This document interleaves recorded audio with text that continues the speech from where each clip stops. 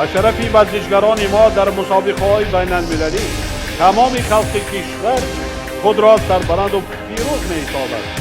در ضمیر هر یک شهروندی وطن دوست و با ننگ و ناموس از این دستاوردهای فرزندان شهرتیار وطن افتخار بی اندازه بیدار می‌شود.